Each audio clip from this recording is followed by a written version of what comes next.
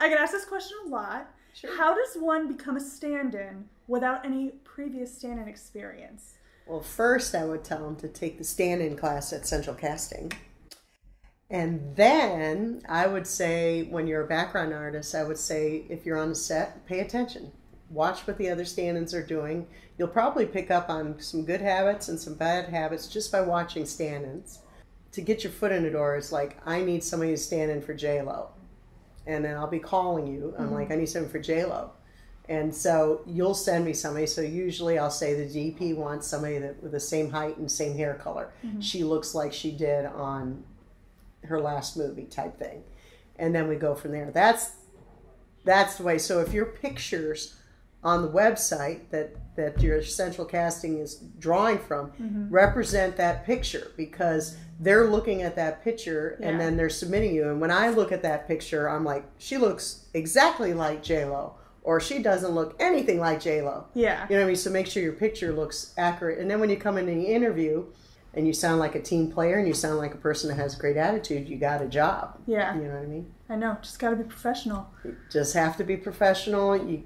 You're held to a higher standard on the set when you're a stand-in. So that's why there are interviews, and it's a little pickier. You know, we have to make sure that the DP likes you. That's the director of photography. And sometimes the director has feedback on it. If it's a feature or if it's a TV show, sometimes the directors are producers as well. So they might have feedback.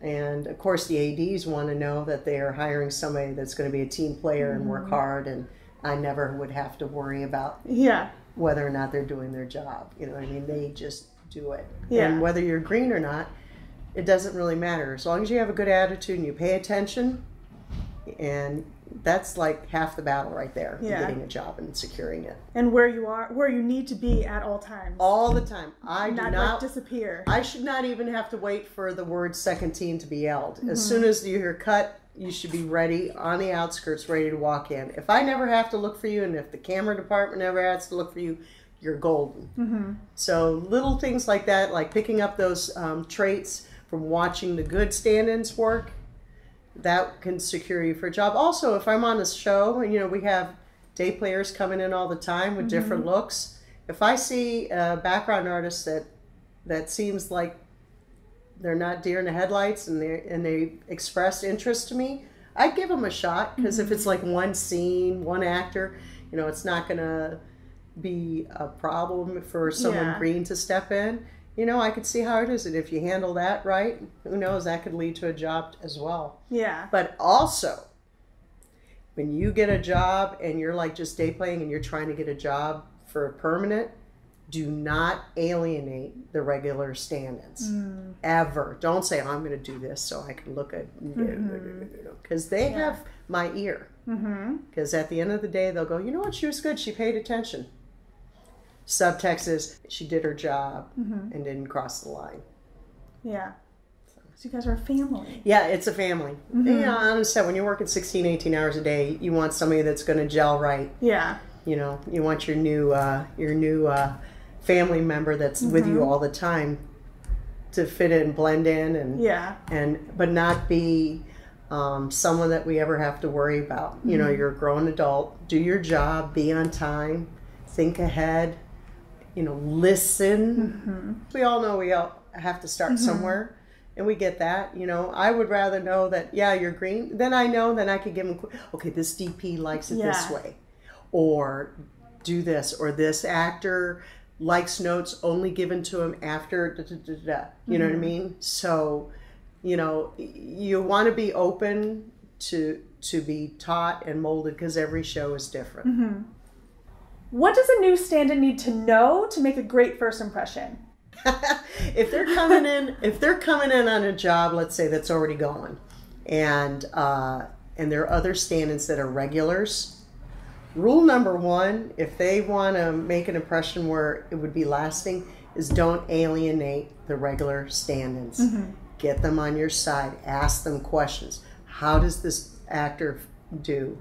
Or what is the DP like? How does he like it? You know, what's this director like? And you should come early. Come half hour early to your call. eat your breakfast, get your color cover, get your sides.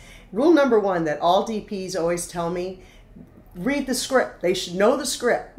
They should know the lines. They should know everything. Take meticulous notes. You know, if the actor comes to the table, right on your sides, comes on the table at this line. No one can remember everything. So be meticulous in your note taking. Pay attention.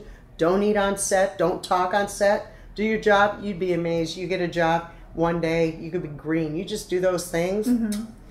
You know, barring something crazy, you can get the job. Yeah. Listen, and from an AD's point of view, we just don't want to have to babysit somebody else. We just want to know we're giving somebody that's very serious about doing their job with excellence to the DP and the director. As long as I don't hear from them and they show up on time and I don't hear from wardrobe, I'm happy. Yeah. As long as they're not stirring the pot with gossip, I'm happy.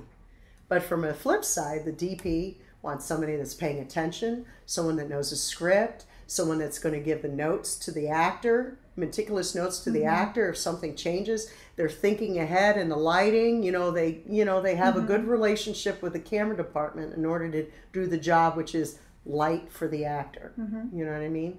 Yeah. And if they want to be an actor and all that stuff, I know sometimes I have stand-ins that want to be actors. That's probably not the time and the place to do it. You're really there to stand in. So you got to be careful about, I'm just going to read these lines like an actor. You'll actually look silly. So don't do that unless specifically told to by a director to do that. Don't do it because you will be the gossip for the rest of the day from the crew. You'll look ridiculous. You think you're doing a great job, but you're not. But anyway. This is amazing. This was great information, very informative. Yeah. And thanks so much. You're welcome. Thank you for always sending us great people. I love you, Sarah. I love you, Molly.